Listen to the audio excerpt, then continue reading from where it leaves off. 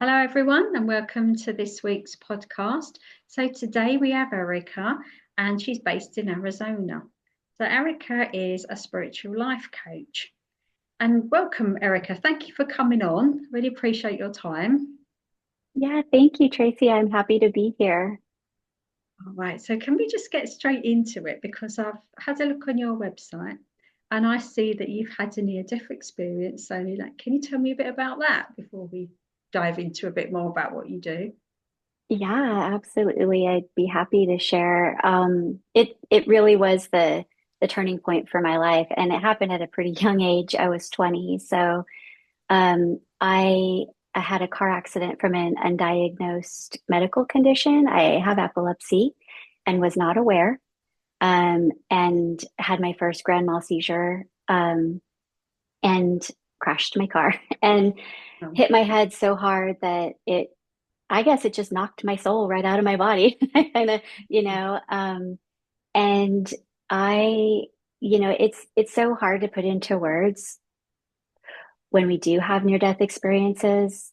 How do we bring that encompassing love and colors? I mean, it's so hard to bring that back into the human experience. But what I can say is that um, I was driving one minute, listening to my favorite radio station, and the next minute I'm somewhere else that feels absolutely very, very real.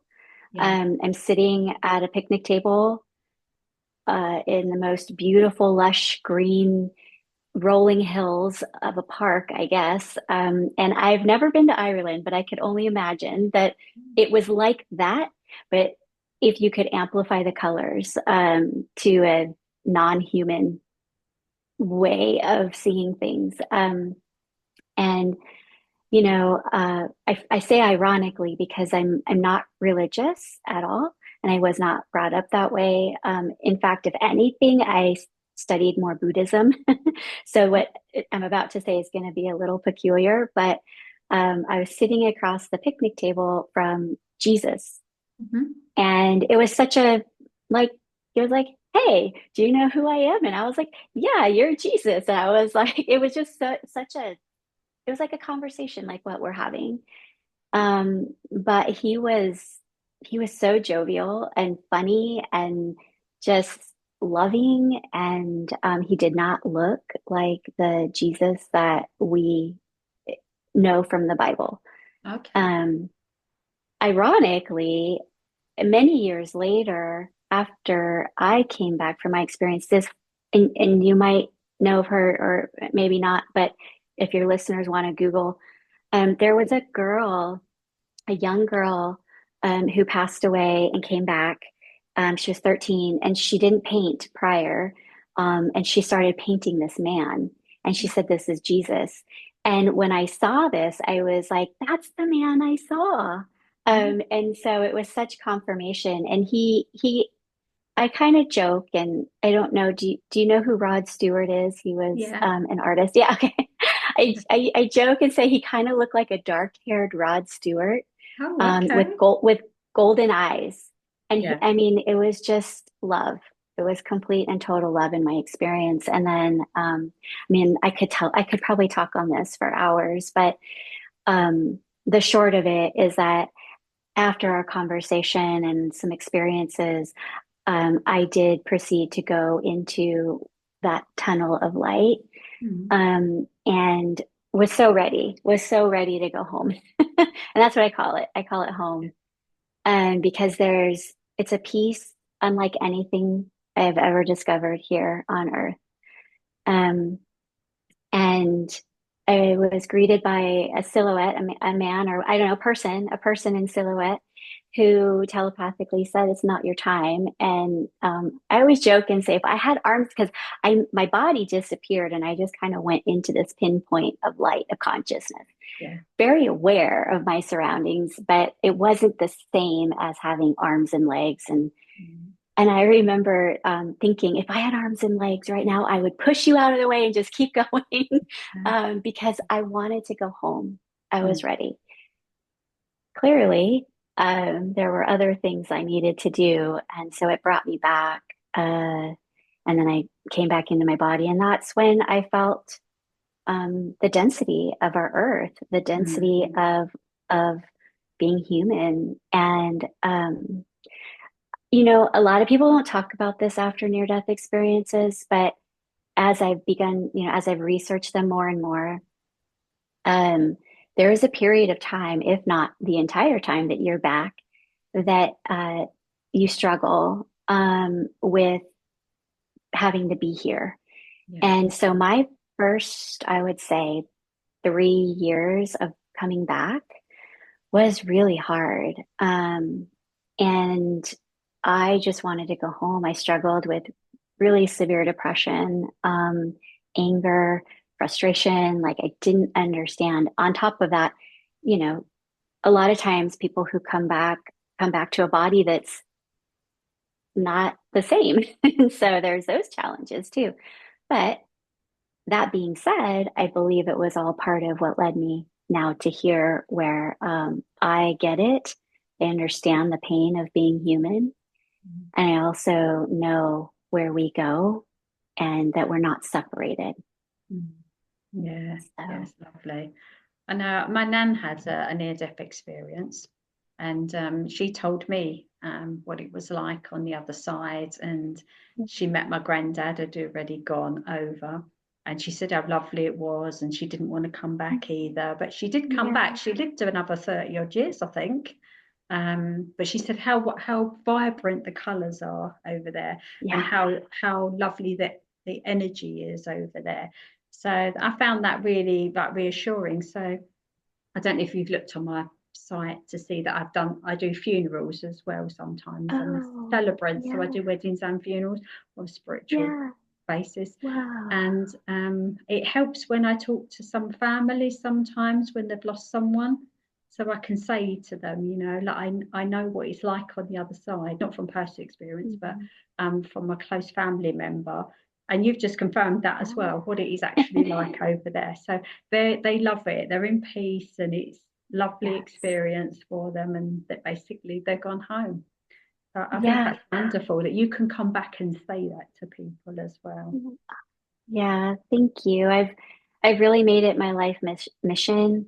You know, I don't know if they have hospice in the UK, Yeah. but we have it here, and I volunteer with hospice, and I sit with people who are transitioning home. And it's such an honor to be able to hold space like that, hold vigil, and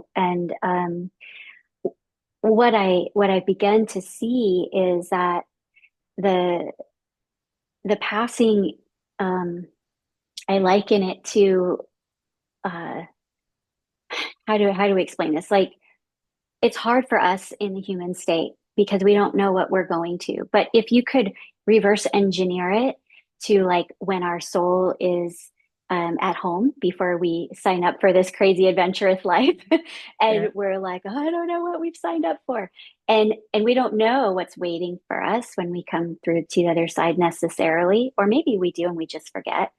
Um, but what's on the other side is usually a lot of very happy people to see us, and they welcome us in the physical form, and they're celebrating, and there's joy. And so, what I often see is that in reverse. So here we are in the human getting ready to move on to this next experience. And you know, we're scared or our loved ones are sad and we're like, I don't know. And then on the other side are all of the other loved ones and excitement and all of those things. So yeah, it's beautiful that you are able to understand that and hold space for people too. Yeah. Yeah. I know it's a special time when they're just going to pass. I've lost a couple of best friends to cancer, and I've seen Mm, them both probably days before they're about to go, and had that conversation about them saying to me that they were scared to go. And I was yeah, like, you don't need to be scared. You're going yeah. to love it over there. And basically, when you get over there, can you do me a favour and help me on this? Right. Help me out I over here know. while you're over there, please. just to Yes, please. We need lighten it. It's quite heavy, isn't it, when all that's it going on? is. So It yeah. is. Yeah. Yeah. We do fear is quite an animal, and Yeah. I really see how much, and even myself included at times, the human brain latches onto that fear and it stops us from really so much. And I understand the fear from a survival. It's literally built into our DNA to keep our species alive. And then there's another type of fear that we then begin to take on. And but it all really is, it's by design to keep our species alive, but it's also equally spiritually an illusion. So Yeah. yeah. So when you came back, was you okay? Did you suffer any injuries or anything, or were you okay? Um, no, yeah, my physical body was fine, other than I was navigating having epilepsy and Mm. figuring out how to live a new life, essentially. There, and if any of your listeners are epileptic, they understand there's a period where suddenly you're very dependent on others, and I was always a very independent person. But as time went on, I, you navigate and you find your independence again, and Mm. the seizures level out, and you find a new normalcy. So my physical body, I didn't break anything. I didn't, no, everything was fine in that way. So yeah. That's good. Glad to Yeah, hear thank you. it. So Yeah. how did that lead you on to do what you do now? So I think that must have been big part of it for you helping. Yeah. So, well, I always joke and say, and I noticed that you have this on your website too. I joke and say that I knocked the psychic senses into my brain when I hit my head and died. So I'm a big believer that we all have these abilities. And I've always been a pretty intuitive kid. I lost my biological mom when I was 6. So, and I had an experience with her visitation after she passed. So I've always been connected to some degree, but I've never, it wasn't until after that accident that I started like hearing things and feeling things and seeing things to the point where I was like, oh my gosh, I'm crazy. This is not normal. But it led me to embrace that part of me. And uh, I'm a big believer that nothing happens by accident.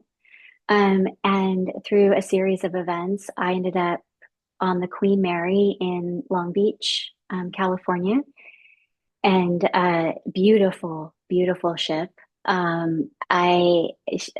She has a part of my heart, and she's very much alive. And I was brought on to create the paranormal department that is running to this day, and to put together authentic paranormal investigations from all different perspectives. I'm a really big believer in let's look at all the different avenues from science to spirituality and how do we marry it together. So I ended up there for about 10 years and went on all kinds of amazing adventures. I've been all over the country investigating other locations. Have had a couple fun opportunities to be on some TV shows and share. Um, and yeah, my mission when I started on the Queen Mary was to, if I could help one person realize, even if it's through something as quote unquote silly as ghost hunting, uh, know that there is so much more than this physical world, then I'm doing what I'm supposed to be doing. And um, so that's how I ended up kind of moving into the direction. So I was there, I left, and as a paranormal investigator yourself, there's a dark side to it, a heavier side to it. And I recognize why it's there. We can't have light without the dark. Um, However, it was weighing heavy on me, and I needed to take a step away and take a step back and do some of my own healing work. So I became a Reiki master teacher. I went to Peru and became a yin yoga teacher. Oh, I became a hypnotherapist. I was like, whatever I can learn, I'm just going to mm, soak it up.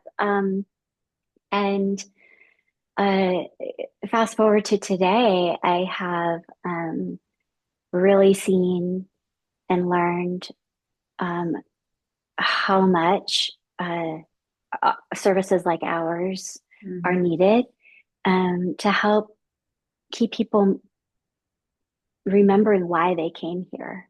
yeah.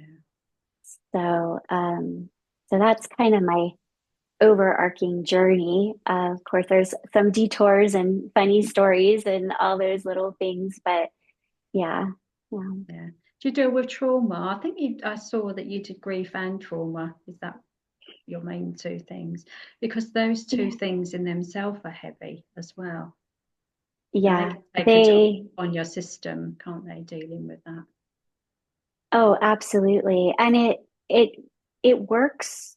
So, you know, I mean, what I've discovered is trauma because I've experienced my own and Yeah. I've learned how to untangle it as well, Yeah. is that it doesn't just live in our brain, in our neural pathways. Yes, that's one piece, but Mm. it goes into our physical body, it goes into our energetic space.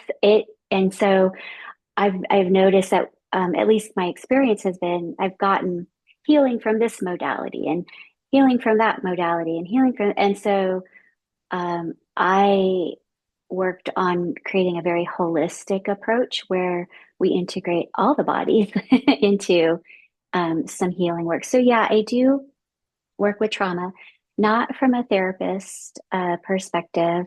I often recommend anybody that I work with equally work with a therapist um, because there's just different approaches and different ways to look at trauma. So, and then grief. Yeah, it's grief is a funny thing. It's one of, I believe it's one of those things that we call it all the other emotions because we don't want to see that it's grief until all those other emotions are like, nope, you keep, that's not it. Nope. Or I worked through that, still feeling this, work through that. And usually it's that deep existential grief underneath the surface. Mm. So yeah. Yeah, it can linger there for years, and you think you've got past something, and you don't. Like I said to you earlier, like I lost one of my best friends, but well, I lost a couple, but the first one I was quite young when she went. She was a bit older than Mm. me, but when she went, and I didn't realise that I carried that for about 20 years. It was Oh, there, sure. and it was a point to a medium. She's a friend of mine. A medium did a reading, and she come through, and I cried my eyes out in front of everyone, Mm. like everybody Yeah. else did. And I thought, oh my God, I'm Yeah. still carrying this. I didn't realise I was still carrying it. It was linked to there was a quite a traumatic time as well as like her passing. There was other things as well. So part of me thought, well, it was probably the trauma, but I guess it was the whole thing. So of course I had to go in and do the work around that, and yeah, Mm. and but yeah, you can hold it for many years, can't you? You don't even know that Yes. it's lurking there in the background. Yeah, I really think so. And I've experienced for sure my you know, I think grief is human. So it's a part of why we're here. You know, we need to experience all the different parts. And so yeah, it's getting to the underlayers. And oftentimes mediumship work is a great way to unlock that.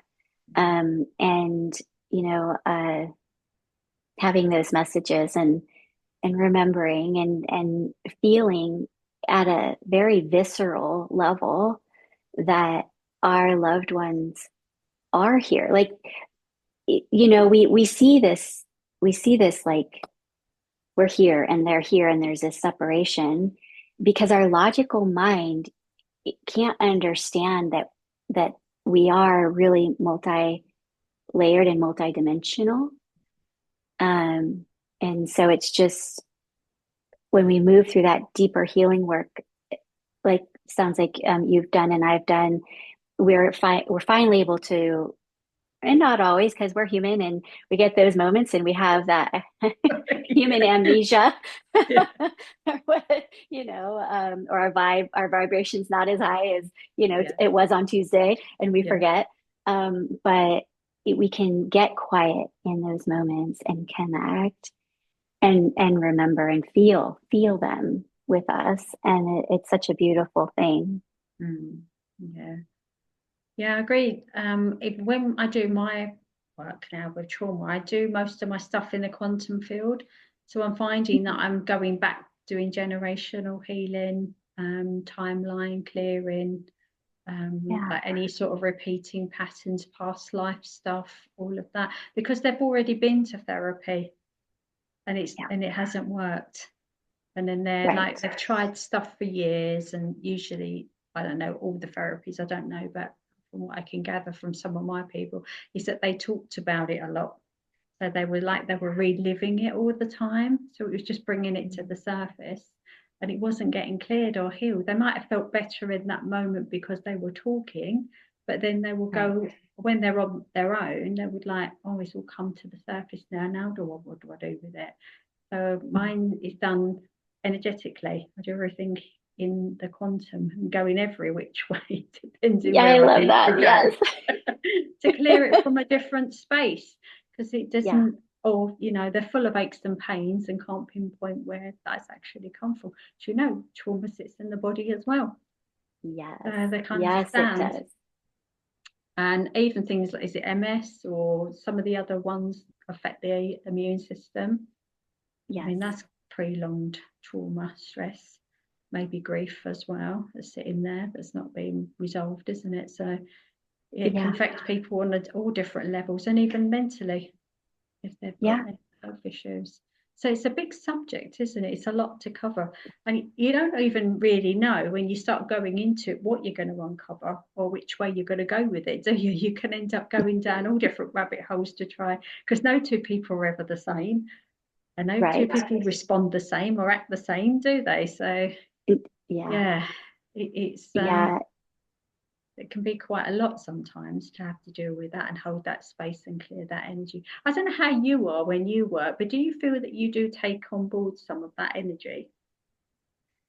You know, I have worked really hard because of all the work that I did on the Queen Mary and taking on all of that energy. Mm, I have worked really hard and have learned how to keep a container and a separation. Um, and so um, energetically, I used to, when I did healing work, get really drained. yeah. Now, not I haven't had anything come up yet, knock on wood. So yeah, one of my biggest things is I want to empower my clients to do and discover on their own. So I really just give them the foundation, and then let them run with it and see where it takes them. And then we circle back and tap into the different things and see, okay, well, this worked and this worked, but this is bringing up this. And so, like you said, no two clients are exactly the same. I have tried to standardize a framework Yeah. um, in like a 7 week program, uh, specifically because it works with the seven chakras. Yeah. um, and and so yeah, I have I think it's important as spiritual practitioners, healers, guides, even therapists, any person that's helping another person. It's very important to to keep a container for yourself, Yeah. I think. Yeah. Yeah. A lot of clearing goes on. I always start doing my meditations, my clearing, going to the gym, doing my walking, Yeah. um, just everything, eating well, I don't smoke, don't really drink, so just to keep Yeah. my energy and my frequency up as high as possible. But I do find Yeah. sometimes when I do past life stuff, if there's something there, like they died of something within a past life, and because energetic, I'm in the same space as them when I'm Mm. working with them. So I go into that space and I see what they see. Wow. Sometimes I come back and I do get some form of whatever they had in that life. So Mm. it can be whatever it would be, but I seem Yeah. to be able to still get bits of it. And then I have to clear that energy out of my system. Takes a little while sometimes. So yeah, Yeah. I find Yeah. that sometimes it still can be quite tiring. Sure, I get that.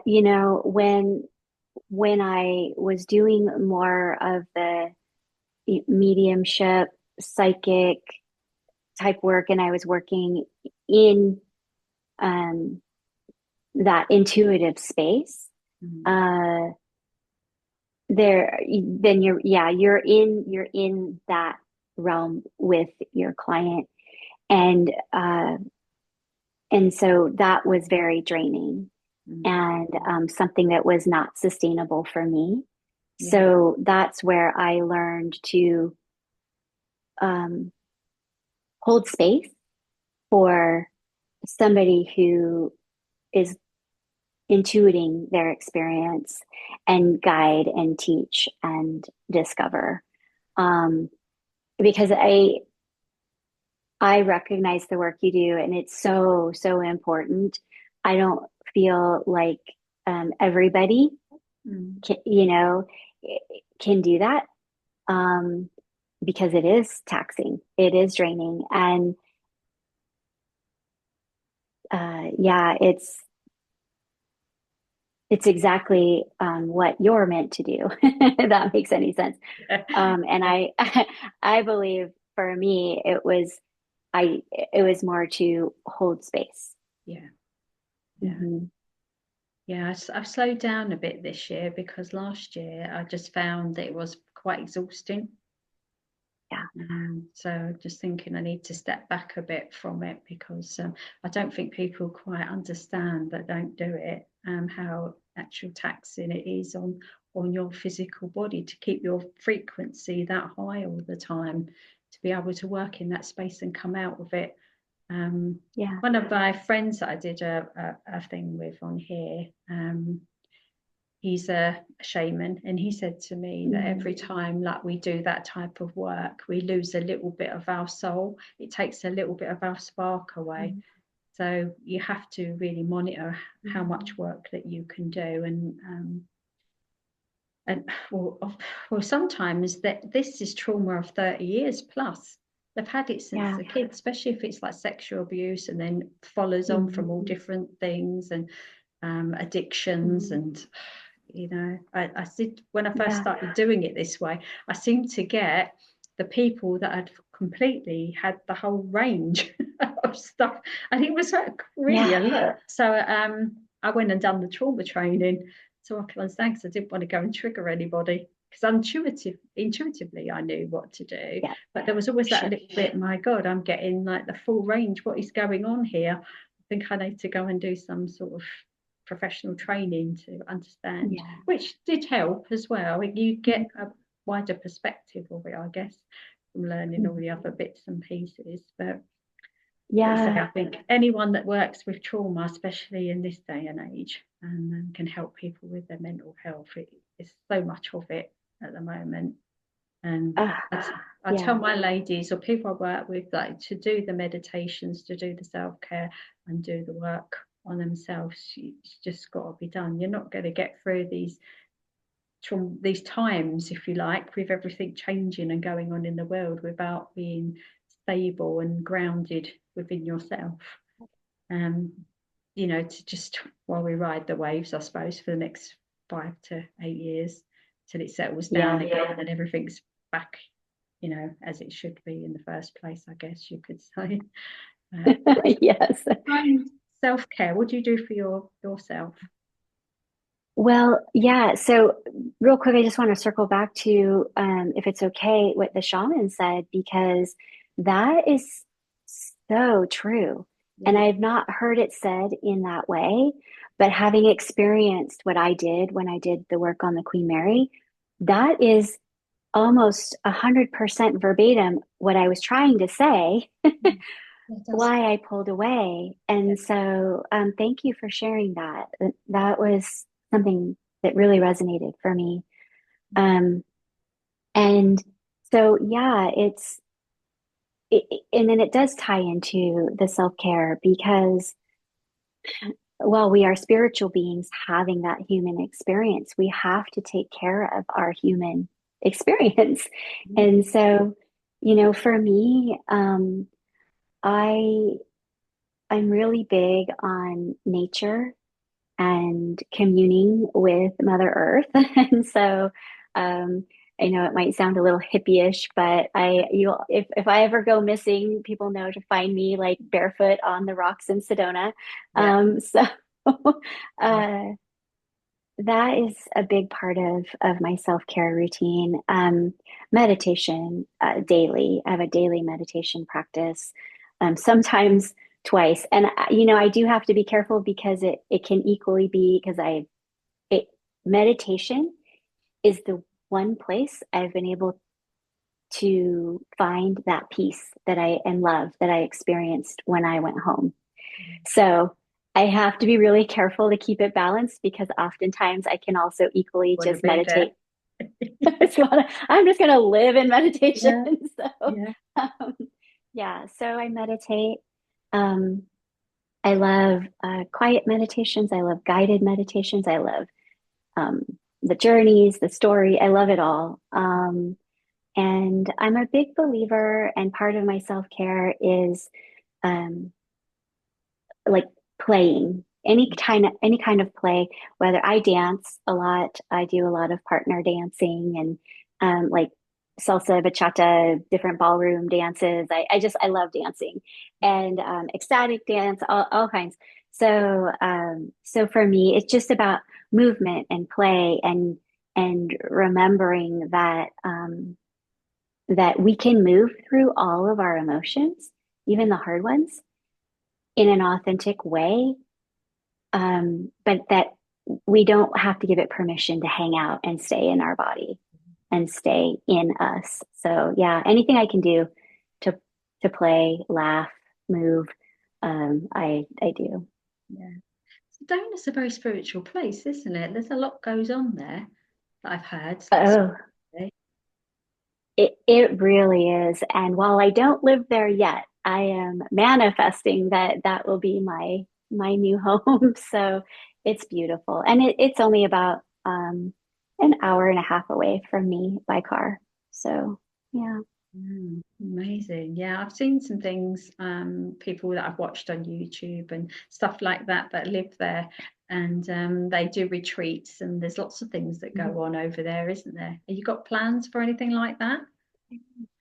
Any kind of retreats. 2025 is going to be a very interesting year for me. I think I only recently started my practice on a larger scale. So I do feel like retreats are in my near future. I am collaborating with a few other ladies here and excited about what's to come for sure. So I do, and I in the backdrop, I've been working on my book as well. Last year, Um, yeah, that up yeah. from you just now. I thought she's writing a book. Oh, yeah, yeah, I am, Brilliant. and thank you. It's in its final edits, and I decided to self-publish for right now. So, um, but I'd love to create a retreat around the theme of the book, Mm. and it's called Seven Life Lessons I Learned Talking to the Dead. So it will be around the seven life lessons. I think I don't know. We'll see. We'll see what spirit and what this world brings to 2025. But yeah, I would love to. Oh, brilliant. Oh, I can't wait for that to come out. I'll definitely get a copy when it comes out. Thank you. Do you think they have taught you lessons then? Oh, yes, absolutely, they have. You know, well, I can say I don't think you can be anywhere doing the same type of work for 10 years without learning something. Yeah. And so that alone definitely taught me quite a bit. And yes, there was a time for a handful of years where I worked as a professional medium. Mhm. And I did work to help bridge and bring the messages. And I found it very interesting that on the human side, the emotions and the trauma are all very similar. And on the spiritual side, and those that are there in spirit, all say almost the same things too. And while they're personalized for each experience, the theme was very much the same. And so it sounds a little cliche because it's like, oh, well, that's all over the movies. And, the human person is having all this guilt or regret and saying, I wish I could have this, or I wish I could, I'm sorry if I let you down, or, I car accident happens and they're like, I knew I shouldn't have let you get into that car, but now it's all my fault. And they carry that, right? Yeah. And then the person on the other side who's passed is like, no, it couldn't have been any different. And you did everything right. And I love you. Mm. And then this person is like, if only I'd known everything that I know now, I would have done things so differently as a human being. And so it's just been very interesting. So yeah. Mm. Yeah, it's fascinating. Now you're putting those sort of stories in there from what you've learned as you've been traveling around. So I take it you went on the ship. So the ship wasn't, it was like a guest ship. People come on as guests and you went everywhere. You went to a different place each time, did you? And found somewhere that to do a paranormal event? Oh, no. So the Queen Mary was permanent or is permanently docked in Long Beach. Okay. She's a retired cruise liner, Right. um, and uh, and has such an incredible history of having a transatlantic back and forth. And and maybe or your listeners already know, but they've made a new Queen Mary that now travels. Okay. Um, yeah, as an ocean cruise liner.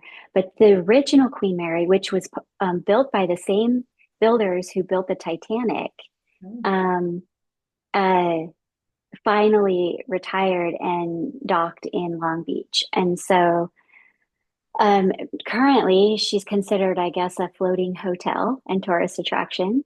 And boy, has such a vast history. So no, I literally for 10 years went to the same place, Okay. which was the ship, and went through the ship over and over and over again in all the same areas. And it was really fascinating from a scientific perspective.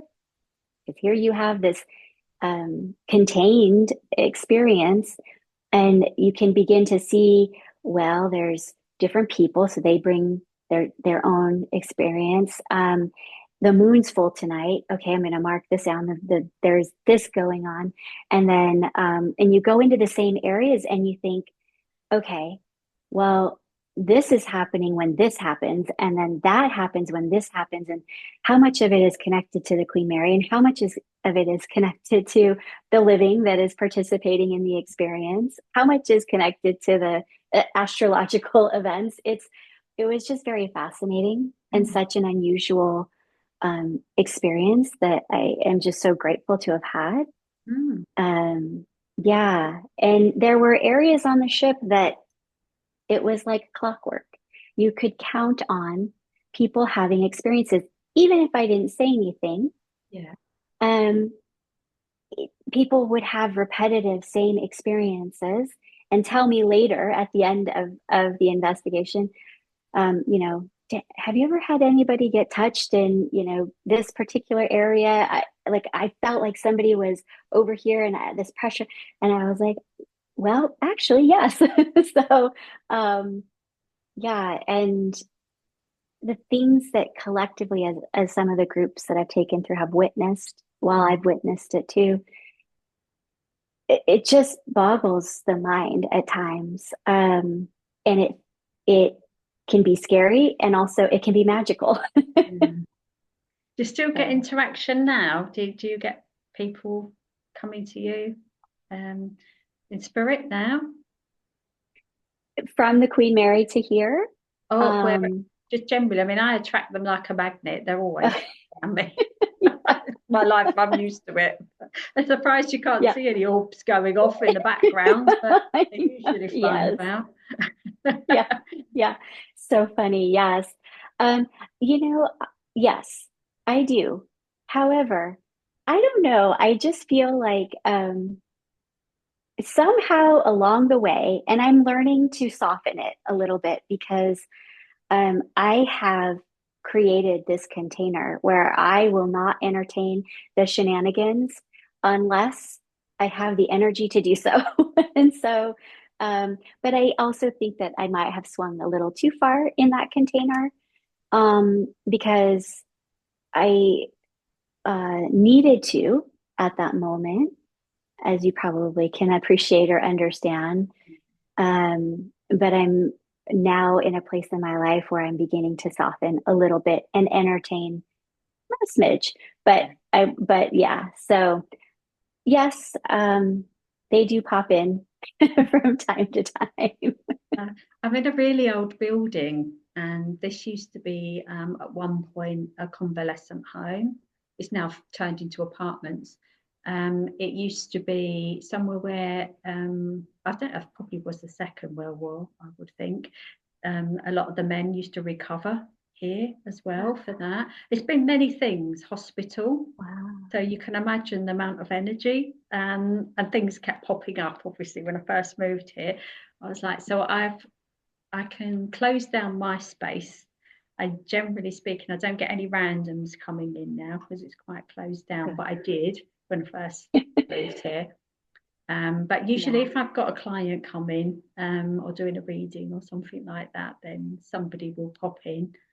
And sometimes when Yeah. I'm doing my online work as well, sometimes you see all the orbs going off and things going on. But yeah, you get to the point where you just think, really, it's just I, you have to be this way all the time. We just have a bit of yeah. peace. Yeah. Oh, yes, I completely understand that. And it's funny because it it's everywhere. Like, I mean, and so it's interesting to me that yeah, we can be at a grocery store. We can be, and it got to that point for me um where I was at a grocery store, and they're like, please tell my sister that's shopping on aisle 7, and I'm like, no, I can't. I can't because I'm not set up in this earthly realm to be able to thrive as a human being Mm. if I am constantly running around giving these messages. And so I did kind of, yeah. But I do know that like when we move into a new space, similarly like you, I have those, kind of have to stake your ground. Yeah. So yeah, yeah. And some of it though too is very fascinating. I don't know if you have found this, but some of it is just imprinted, like imprinted residual emotional energy that doesn't, it's not conscious and it doesn't communicate with you. And you can cross paths with it. And so sometimes you're just like walking along and all of a sudden you're like, whoa, if you're super sensitive, you get like almost vertigo and dizzy. And then like this heart, you're like, oh, all of a sudden I feel really like sad and I don't understand it. And oh my gosh, is this me? Like, am I sick? Is there something wrong? And so, so I've learned a lot about that too, and how to recognize that ancient linear, or not linear, that ancient energy. dynamic, I guess. Energy, yeah. Energy dynamic, yeah. I don't know where they all go now, but they're not in here. They don't come in here. But I have a friend Good. whose son's recently moved into this building. And Yeah. she said to me the other day, is this place haunted? I went, yeah, of course it is. And she said, oh, my son thinks it might be. She said, but the dog won't come in. She said, the dog refuses to even enter the building. He's put all its brakes on and it just refuses to come in. And she said, the dog is too scared to come in. Oh, Well, he needs yes, to they, sort that out. So if you need me, you'll have to let me know. But yeah, and she comes in here and she goes, I can't believe the energy in here. But it's surrounded with crystals and things like that, to be fair. yeah, I mean, it helps. All of that, it all helps. I love that. Yeah. Yeah. Oh my gosh. But yeah, you can Yeah, feel the energy when you come in the building and that I suppose just full of sick people, wasn't it, to be fair? right. Yeah, I know. I know. And so you know, if you think about it, like someone who's sick and passing and not well, there's that fear that we talked about earlier. There's that maybe feelings of regret, like knowing that they're not going to get better. So now what's next? And if only I could have time to do X, Y, or Z and all of those things. And then, you know, as human beings, we're not always kind to each other. So there's all the cruel kind of shenanigans that could have gone on. And all of that weighs energetically and can get left behind for sure. Mm. Um, so I see it.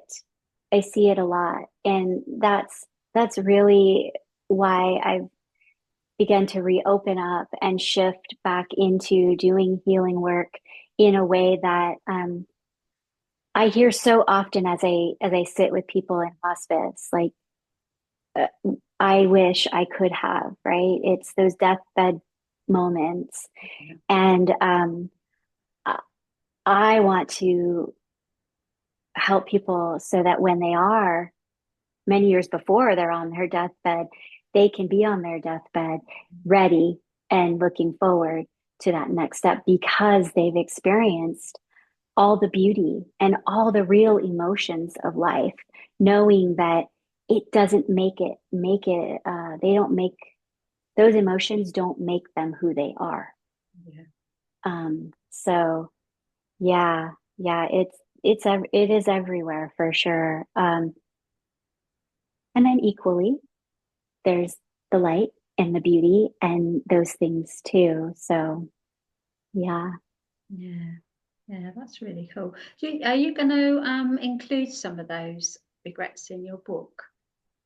I think Yes. people might be interested to see those because you would have got them all Yeah. firsthand, wouldn't you, from listening to Yeah. people? Yeah. I absolutely have that as part of my book and obviously not change obviously changing names and things Yeah. like that. But yes. And even from some of the paranormal experiences, the ghostly side of the coin, Yeah. there's stories in Yeah. there too. Because funny enough, uh, I've heard that on the other side as well. And like, or sometimes they're hanging on to you. Like there's this one energy on the Queen Mary. His name is I'll only say the first name because that's what I was allowed to say when I was on the ship, was John. Yeah. And he was an 18-year-old crew member who unfortunately got crushed in watertight door 13. And my interaction with him was that he was very playful, very jovial. He wasn't stuck. He was Mm. definitely on the other side, but he found it fun and entertaining to pop back in and learned how to go back and forth. And he was like, he was happy. Mm. His there was a little piece of human egoic self that was still attached. And so he said one night, he's like, well, I'm famous and I've been famous for, all this time. And he loved all the young blonde haired ladies and Yeah. girls. And they were always saying that they had experiences with him. And so yeah, I will be putting some of that in there too. Yeah, that would be brilliant. Oh, you're going to have to come back on when you've done your book so we can talk about it then, because then you can Yeah, share more of the things in there. Oh, that'd be yeah. amazing. Yeah, that I mean, Oh, not all thank spirits are stuck. They do love coming backwards and forwards and interacting when they can, can't they? So I know that there is a perception sometimes if they're wandering about the house or um, going about their everyday life or popping back in and out, that there must be a reason for it, or maybe a sadness or something like that. But some of them just like doing it. They've mastered yeah. it, haven't they? And just pop back in and out when they want to. Yes, I'm going to yes. be one of those. Me too. I know. I always joke and say that too. I'm like, oh my gosh, I cannot wait. I'm going to have a lot of fun when I go over the other Oh side. yeah. Yes. We can team up Yeah, because it won't matter about distance. I love that. Yes, absolutely love that. Oh, wow. Oh, it's fun. Oh, Yeah, brilliant. yeah. Oh, so I'd be So, really interested to see. You must let me know when you've done your book and it's out and we can mm, get a copy. I'm sure everyone that yeah, listens would like to get one as well. They love yeah. things like that. So they do. Well, it's Yeah, amazing. So where can people find you? So if they want to work with you or yeah. do some meditation with you, is that what else Mhm. do you do? Do you do other things as well? Currently on my site, I offer a 7-week program um, because I'm really wanting to work with people who are truly, truly committed Yeah. to like moving forward in their life. And so that right now is my only offering. However, if somebody is wanting to do just a simple session or they're uh, wanting a little bit of guidance, but not quite ready to step into that full program, they can definitely book a discovery call with me and we can set something up that's not available on my website. Um, but I can be found at like my name, erikafrost.com. And Erica is spelled with a K. So yeah, it's Everything below for people so they can find you yeah. on the Thank YouTube. you. So I link everything. So if you send that over to me later, that'll be brilliant, and I'll add everything. Okay. So, have you got Yeah. Instagram or you've got I Facebook? do. I do. I have Instagram and Facebook, and I just started TikTok, which Like with is that one? which you know, I'm not really sure how I feel about it, but if we can reach people, we can reach people. Yeah. So yeah, in my Instagram is someone took my name, so I had to put at Erika Frost official, and so that's my Instagram and my Facebook. Oh, brilliant. Yeah. So I'll put everything down below so everyone can find you. Oh, it's been really Okay. lovely talking to you. We have so much in common Yeah. as well. Yeah, I agree. Yeah, same, Tracie. Thank you so, so much. I'm really glad that our paths crossed, and um, absolutely will let you know when my book is finalized and finished. And Yeah. in the meantime, if anybody wants to join my there's a little pop up and you can join and you'll get updates on when the book will be released and different insights and when I release new meditations and things like that. And currently they just live for free on my website. So But they can yeah, pop on there and have a look at your meditations that you've put on there as well. yeah, Yeah. yeah, Oh, brilliant. That'll be cool. I'm yeah, sure some of them will pop on and do that. I know a lot of them like a yeah. meditation that's on there. And sometimes it's nice to see how other people do it as well. Um, Mhm. everyone's got their own style, haven't they, and way of doing things. So that would be really nice. Yeah. Well, thank you so much for your time today. I really Oh, appreciate you yeah. popping on. Yeah, thank you, Tracie. I'm really grateful too. It's been a pleasure.